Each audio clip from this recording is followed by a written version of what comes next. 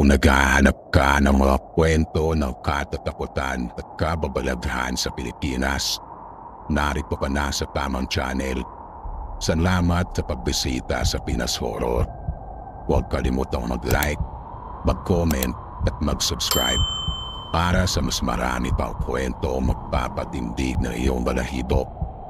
Simulan na natin ang nakakapilabot na kwento ngayong gabi na pinamagatang Ang Huwes na Multo, Atol ng Nagim. Sa bawat bayan ay mayroong hukuman. Pero paano kung sa isang abandonadong gusali ng korte ay may huwes na hindi kailanman nakatawid sa kabilang buhay? At paano kung bawat desisyon niya ay hatol ng kamatayan? Si Ramon, isang batang abogado, ay napadpad sa isang bayan sa Ilocos. Naririnig niya ang mga alamat tungkol sa isang lumang gusali ng hukuman na matagal nang iniwan. Sabi ng mga tao, tuwing alas 12 ng gabi, may maririnig na hampas ng martilyo. At kung papasok ka, makikita mo buhay pa ang pagliitis. Ang multo raw ay si Huwes Serrano, isang matandang hukom na kilala sa kanyang kalupitan.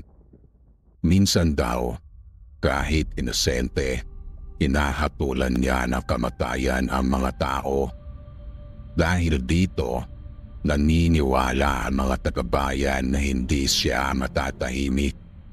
At hanggang ngayon, patuloy niyang nililitis ang mga kaluluwa.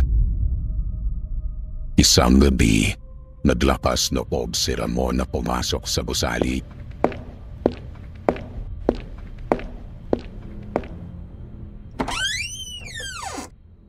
Unang narinig niya ang tunog ng isang typewriter. Sumunod ang mga tinig na bumubulong. May salak, may salak. Biglang isang malamig na simoy ng hangin ang lumampi sa kanya. At doon niya nakita ang huwes. Nakaitim na Amerikana. Ang mga matay walang puti at puro dilim at itim.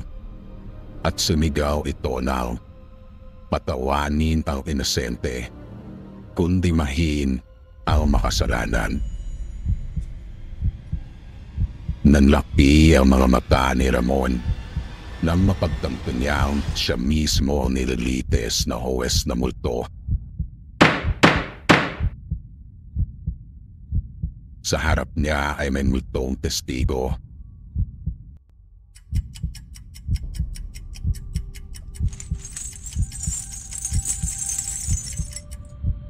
Nakatali sa kadena at nakatingin sa kanya. At ang huwes ay unti-unting ibinaba ang kaniyang martilyo. Isang hampas na maaari magpas siya kung mamubuhay pa siya o hindi.